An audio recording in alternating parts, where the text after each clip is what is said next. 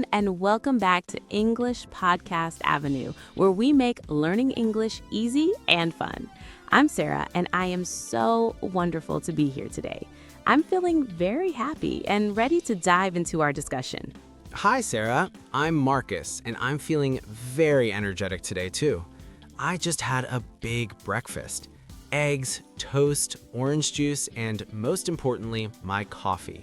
We definitely need coffee for a good podcast session. I have mine right here, hot and delicious. I am so excited about today's episode because it's part of our Best Way series, which our listeners find so helpful. Today, we are discussing the best way to use new words in real life. That is such an important topic, Sarah. So many students learn new words, but then they immediately forget them because they don't know how to use them in a real conversation.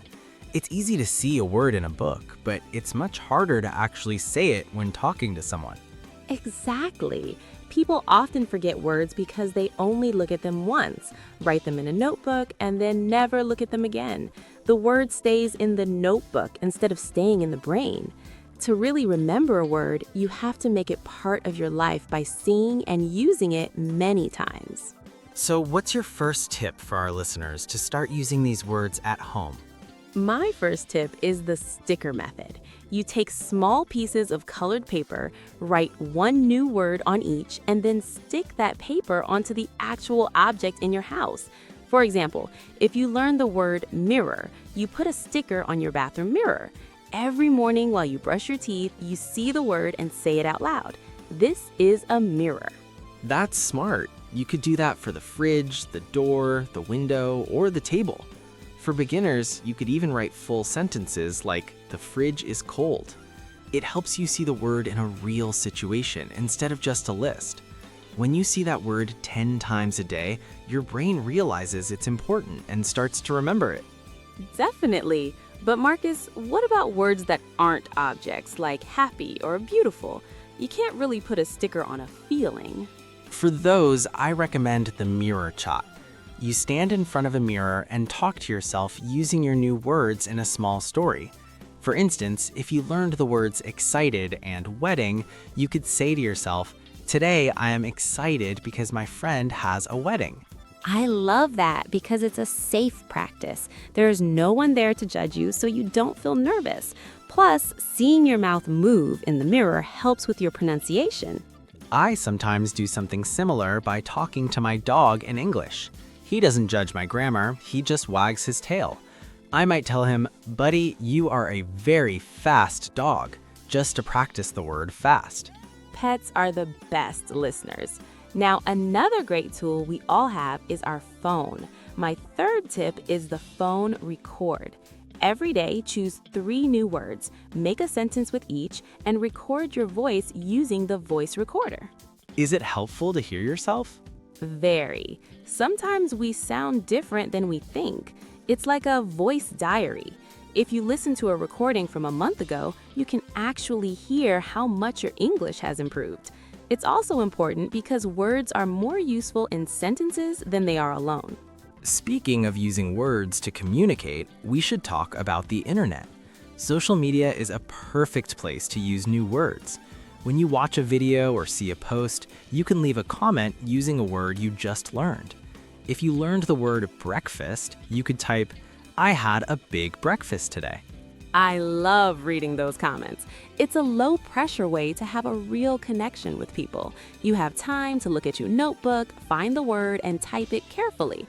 Now, what about when we're outside, like when we're walking or shopping? That's when you use the mental label. It's like the sticker method, but in your head. As you walk down the street, name everything you see in English. Car, tall building, blue sky. If you see something and don't know the name, look it up on your phone right then. That creates a real experience. I remember one time I forgot the word for garlic at the supermarket.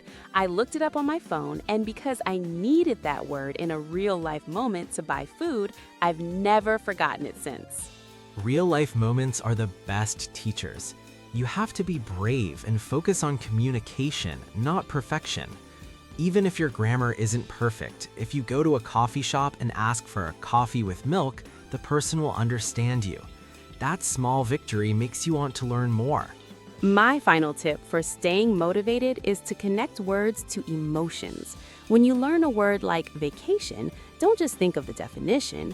Think of your favorite trip to the beach, the sun, and the fun you had. That feeling helps the word stick in your memory because words are parts of our lives, not just letters. That is a deep and beautiful point, Marcus. Let's do a quick recap for our friends at English Podcast Avenue. We talked about the sticker method for your house, the mirror chat and talking to pets for safe practice, and the phone record to track your progress. And don't forget the internet comments for real communication, mental labels while you walk outside, and connecting words to emotions and memories. You don't need to be an expert to start. You just need some paper, a pen, and a little bit of bravery. Bravery is the most important part. We are so happy you listened to us today. We have a question for you. What is one new English word you learned this week? Leave a comment below and use that word in a sentence. We will read all of them. It's the perfect way to start practicing right now. Please remember to subscribe to English Podcast Avenue, click the like button, and share this with your friends. Thank you for being part of our English family. We'll see you in the next episode. Good luck with your new words. Bye-bye, everyone. Bye-bye. Bye-bye.